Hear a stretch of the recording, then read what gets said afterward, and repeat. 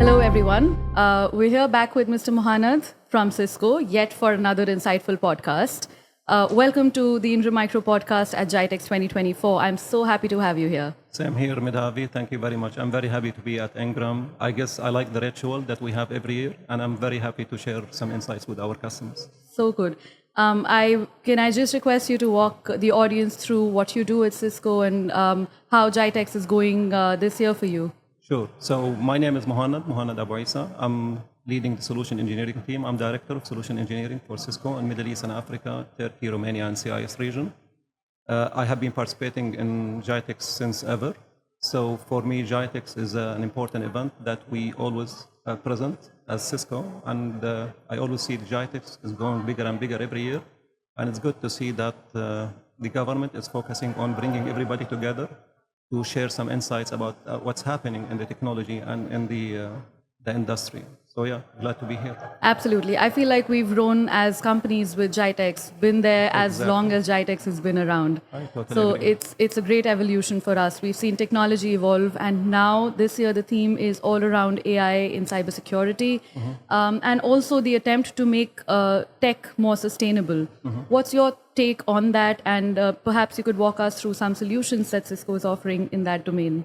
Yeah, I'll be more than happy to share. So in GITEX Global 2024, we at Cisco, we want to demonstrate to our customers our commitment to make AI working for them. And what I mean by this, today our customers, they want some trusted partner to help them and navigate into the evolved AI landscape effectively. So our primary objective is, with our innovative solutions when it comes to AI, is trying to take our customer in this journey and try to help them and support them to navigate and even change the needle further and faster. So this is what we see our role that we have to play with those customers, and we are more than happy to share some examples of what we are doing in this area. So to continue on your question, so what we are doing in Cisco, we are trying to infuse AI in every single product or solutions in our portfolio. So when it comes to the different solutions that we are providing today, when it comes to collaboration, security, even observability, and across the domain, we are infusing all the AI capabilities in those products, because at the end of the day, we want to help our customers to get the outcome out of AI and how we can provide efficiency and at the same time provide the digital resiliency that they are looking for. So we are bringing all this together to help the customers having those, business outcomes. That's amazing. And I think one very important segment of this solution offering is how we derive data-driven insights. The objective is always to make tech better for customers. So what is Cisco's offering, and what is Cisco's advancement in that stage? How do we help customers make their tech even better every day? Yeah. So you asked me the question specifically on the AI and cybersecurity. Yes. So I'll have more focus on that. Sure. So in Cisco, we think that the industry is going through certain challenges that we are trying to address. And we believe with the evolvement of AI that the attacker, they are getting faster to compromise those vulnerabilities that our customer has and use AI to respond faster. Right. So usually for any vulnerability in the past, it takes like weeks and months for attackers and hackers trying to compromise those vulnerabilities. But now with the advancement of AI, those tools of AI, it helps them to be even faster. So within 1 hour, they can exploit a vulnerability that a company announced. So we believe in Cisco that we want to use AI to protect against AI at the same time. So what we do, in a nutshell, we believe there is 3 challenges that the industry is facing today. So the first one is segmentation. And what I mean by segmentation, today, if you have your applications, usually we have the normal type of segmentations that to have your DevOps or your production separated from each other. But we believe that the application, they have dynamic behavior. So you have to keep updating those segmentations based on the way that your application are talking to each other. So in Cisco, what we are bringing to the market today, we want to use 2 technologies. One is AI for sure, and the second, what we call ePBF, which is that sitting at the kernel of the operating system, trying to have more tracing to whatever packets is going there. So it gives you that detailed insight. So it will help you to have a dynamic type of segmentation. So today, if your application is going through certain segments, but you know the behavioral applications change after 1 month or whatever, so those kind of security software that's sitting there will help you to adapt to that dynamic approach of or dynamic behavior of those applications. So we call it dynamic segmentations. But this is good news, but at the same bad news. Why? Because if you achieve that, the hacker, they can still go through legitimate truth or legitimate paths, sorry, and they can go through those paths and do like what we call it the lateral movement, trying to jump from one area to another area through legitimate truth. So with that, we have other solution, part of the same overall solution, which is that we will help our customer that to protect their environment while they are going into the vulnerability updates. So, you know, a lot of customers, they have multiple applications, right, and those applications, they keep having vulnerabilities from time to time. So the problem, as explained in the beginning, that those hackers, they can exploit now in a very fast time. So maybe you will not have enough time to patch all those vulnerabilities. So what you can do? So in Cisco, with the second approach to address this challenge, we are saying we can provide like what we call it compensative controls to help you and give you that shield of protection till your application team fix those vulnerabilities. This is another challenge that we are trying to address with our coming solution to the market. And the third one is upgrades. So you want a system that is distributed, okay, across the board, but it has the ability to upgrade itself, right, using AI capabilities. So, and with this, the new approach that we have to the market, or the new solution we have, we call it Hyper Shield. So it has all those three components: dynamic segmentation, vulnerability shield or protection, and the third one is that protect itself. So the three of things make this Hyper Shield like your dynamic solution to protect against any exploit that you face from the hackers. So this is the way we see that AI will help us big time in this area, and it's something unique in the market. Nobody has it in the market today. So you will have a system that it can write its own rule, test its own rule, even deploy its own rule, and the life cycle manage its own rule, and it can update itself while you are sleeping. So this is the aim of Hyper Shield, and our customer, they will see the benefit whenever we have it in production very soon. So this is from this side. So coming back to your question about sustainability solution, I still did not answer that portion. So in Cisco, we are very committed to sustainability. In fact, Cisco, we have been announcing our reporting to sustainability since 2005. So our commitment, of course, it's well known that we want to reach the net zero by 2040 in all three scopes: scope 1, scope 2, and scope 3. So I can happily announce that we will achieve 90% of green gas house emission reduction in scope 1 and 2. 90% of that will be achieved in those scope 1 and 2 by 2025, yeah, and we'll achieve 100% in certain areas of what you call it circular economy, yeah, and also in our packaging, for our packaging and products. And of course, we want to achieve around 30% reduction in the scope 3 by 2030. Amazing. So this is the point that we see sustainability. We are very committed to it, and we are doing a lot of actions in this angle. So today, if you ask how Cisco even embrace sustainability more, so we are trying to use renewable energy across all our business. We use less carbon shipping for our products, and even we focus on trying to reduce the energy consumption and making energy efficient solutions in all our products and all our portfolio. So this is the way if I want to summarize what we are doing in the sustainability area. That's amazing. I think a lot of companies talk about sustainable tech. These have become buzzwords, but very few companies are actually making the effort, taking initiatives to make it happen. And it's amazing the way Cisco is driving it. And we see it at close quarters as well every day. I feel like with that answer, you taught me so much about something I didn't know. As a marketeer, I feel it's very important to know the tech side of everything to be able to do our jobs right. Yeah. So thank you so much for educating me on that, and you explained it in such a simple manner. Helps me. I'm sure it helps the viewers as well. Yeah. Moving on, I hear there's a lot of work happening around critical infrastructure at Cisco.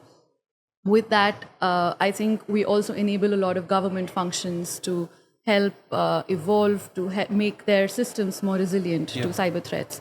So would you like to throw a little bit of light on that and how Cisco solutions are helping governments? I'm very happy that you asked this question because this is also one of the central pillars we are focusing in GITEX this year and in general at Cisco.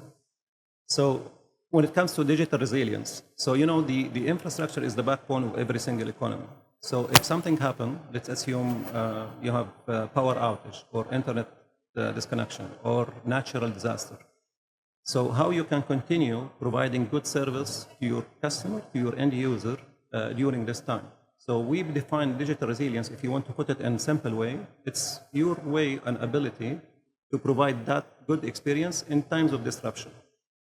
So, and this is the aim, and this is the objective for Cisco to help our customer achieve those things. So we believe that in Cisco, you need to address 3 customer concerns around this area. The first one is helping our customer modernize their infrastructure so it can respond to those type of disruptions.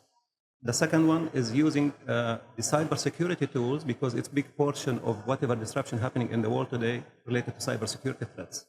And the third one, using AI and data together to give you those actionable insights that you can use to respond to those threats. So the way Cisco looked at digital resilience, that let's say in the networking side, we want to provide our customer with intelligence insights ahead of time, but at the same time, they have the automatic remediation. If anything happens, they can respond. So it's three phases. That prediction, so I could tell things before they happen, but at the same time, I give you the ability to detect if you get something out. And then I have the ability for respond faster in an automatic way because disasters or attacks or something, it could happen while your operation team are sleeping. So you need to have that ability to respond to that. We believe the bringing and infusing AI in our whole portfolio, as I said, it's not just networking, it's in observability, it's in collaboration, and it's in security. So stitching all those together with one unified platform, it will give you the ability to respond faster to those digital disruption. And I'm very happy also, I'm sure the whole market know that we acquired Splunk recently. Officially, we announced it in March. But with the addition of Splunk, so the data, so the Splunk and Cisco together, they will give our customer access to data that the security analytics they have never seen before. And this will add to the whole digital resilience story that we can provide today to our customer. And to add to that, with those AI capabilities that we have there, we believe that will help our customer to go and address this with use cases in different segments. So we see this will affect verticals like education, like public safety and security, finance, healthcare, and so on. Brilliant. And I do know it is a 360-degree solution with the entire spread that Cisco has across the portfolio, across all of the workloads, the architectures. Yeah. So it is definitely, not to overuse the word, but a one-stop shop for everything that a government entity might need. Yeah. So it's amazing. Now, just a couple of questions around what you feel is the future of tech. What are the emerging technologies that we can expect in the next few years? And again, how Cisco is planning to catch up to those emerging trends and, in fact, not catch up. I know Cisco is the first mover always. So how they're preparing proactively to preempt those technologies coming up. So we are trying to be innovative in those areas. Yeah. So, but if you ask my personal opinion where the trend is coming, for sure I can count like more than 15. Wow. But just for the sake of time, I will maybe focus on 3. I believe they are very soon coming our way. The first one is the expansion of the private 5G. And especially with the evolution today of whatever happening around us with the IoT, I believe there will be more requirement to with the autonomous cars, with the immersive technology, with all augmented reality and all those type of solutions. So you need those 5G expansions to work hand in hand with your wireless, what we call it the private 5G, trying to address those requirements. This is the first one. The second one, it will be edge computing. And what I mean by this today, the main problem with having centralized analytics, so whatever happening at the edge of you, everything is happening at the edge of your network. And you have to move all this data to the centralized location. So imagine the amount of delay you could have, you need bandwidth, high bandwidth requirement. Yeah. So the point I see that you need to focus a lot on edge computing, but how you can bring the analytics back to the edge, so you can take decisions closer to where the data is produced. And this is one of the main objectives today between Cisco and Splunk solutions together to come up and address this area. So this is a second area I think it will come our way. The third one, I know it's still at early stage, which is quantum computing. Mm-hmm. But I believe the way is coming for quantum computing, because if you see about the applications and outcomes, it's massive. When you come to drug discovery, cyber security, cryptography, and all of this, and even in other areas, I believe quantum computing can play a big role. So quantum computing is something that really catches my attention. And again, like I said, I'm not really from a core tech background, but I've heard this word being spoken about so much in tech. Would you probably like to walk me and the viewers through some use cases that we can expect, something that helps us understand the practicality of quantum computing in future? Yeah, so the first one, which is I think it's close to all of us. So if you see what could happen with the discovery of the vaccine, the COVID vaccine or whatever. So usually to go through the protein discovery, and there's like a certain cycle going over there in the health industry. Right. So usually those type of testing and production takes sometimes months and years. And the testing even sometimes to see what's the side effects of those medication and whatever. So this type of process, now with the quantum computing, you can reduce it up to seconds and days. So imagine the amount of time you consume or you reduce here to just have maybe a cure. So we expect that you could see maybe a cancer cure or a certain disease cure very soon, or a type of vaccination coming soon, just because of this quantum leap. And it is actual quantum leap that we can have with those.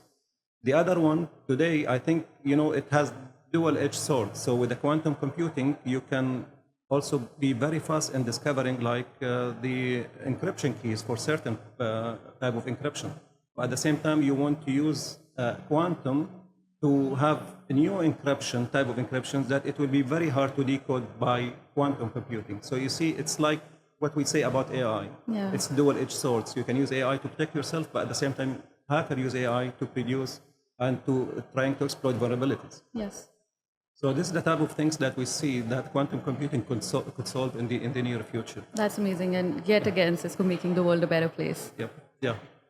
So I think it was a brilliant understanding what Cisco is doing, what the future of tech is, but something that really interests me, and this is aside from work. I would love to understand your journey in tech, how you started, how you worked through technology, how you upskilled and upgraded your own self as a technical expert, and you reached at this position, driving technology for the world's largest technology provider. Yeah. So I just want to understand your journey in tech. Sure. So my journey started as a system engineer. So and I moved. So I was an operating system engineer, like the 3.5, if somebody still remember those old operating system. So and from there I got love networking. So I moved to from Microsoft to Cisco certification, and I started updated myself on that. So then, like around 20 years ago, I joined Cisco as a system engineer. I was junior system engineer, and it's something I'm very proud of, that I go through the ladder in Cisco, because Cisco give you that environment that you can progress and you can have a clear career path. So I moved from from junior engineer to senior system engineer. Then I became the manager for system engineering in Abu Dhabi. Then expanded to the UAE. Then we grow to be the SE manager or solution engineering manager for the Gulf region. And recently, a couple of months ago, I have been announced as the leader for the whole Middle East and Africa region under the leadership of our VP, David Mead.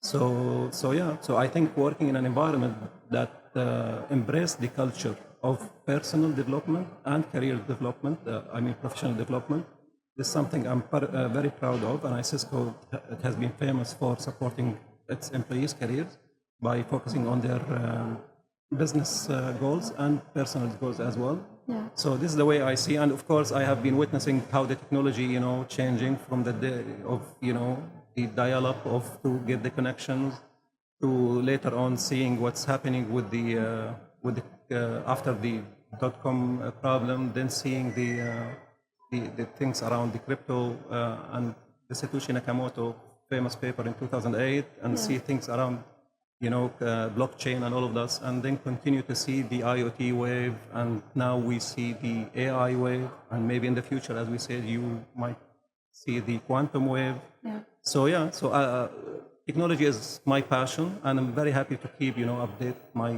knowledge and my expertise about what's coming our way. It's amazing. I think you've got an inspiring story, and for a lot of other people who are aspiring to be significant in the world of tech, it's definitely something we all should learn from. Yeah, thank you very much. So as they say, technology changes every couple of years, something new comes up. You have to keep yourself updated to that, and I feel that's the key to success. Exactly, and you remind me of something that today, because of the AI, Cisco is even added to their curriculum. We have a lot of curriculum with the Network Academy that we provide today. So AI is a new curriculum because we believe that this is a gap that a lot of customers, they want to address. So, and we also participate with another consortium. So in Cisco Network Academy, we have more than 20.5 million graduates out of this academy. Wow. But now with the new consortium around AI, we are planning to have more than 95.5 with this consortium graduated with AI capabilities before 2030. So in the coming 10 years, let's say. So Cisco are committed even to keep our customer and our end user up to date with whatever technology trends coming our way. That is amazing. So a little bit about what you do as a person. What are your likes and dislikes? What do you do on your free time? What is Mohannad outside of Cisco? So outside of Cisco, I'm a family person. I like to spend time with my daughters and my family if I have time. So I dedicated some time for that. This is the best of me, being with the family. And for sure, I'm a person who likes travel. So I don't like sea much. I enjoy going to the mountains and having some hiking over there. This is the best of my time, while smell some fresh air and going into the mountains and try to, rejuvenate from all the pressure that you get during the year. So, and you just stress out and you just, mingle in the nature. So this is my main hobby, if you want to say. That's super. Going for hiking. That's how you maintain the balance Exactly. between work and personal life. Exactly, this is how I do that. It's brilliant. It was a lovely chat, and I wish we could continue. Yeah. But I'm sure we will have a lot more such sessions coming up. We have to continue our bi-yearly ritual of having these podcasts. I'm more than happy to do that. I'm very happy to come every year to Ingram site and having this ritual, Medhavi. And special thanks to you as well for organizing this. And I'm sure you are doing a great job over here. Please keep doing it. I'm more than happy to participate again with you next year. Always a pleasure. Okay. Thank you so much for your time, and a big thank you to all the viewers watching this podcast. Thank you Have very a good much. one. You too.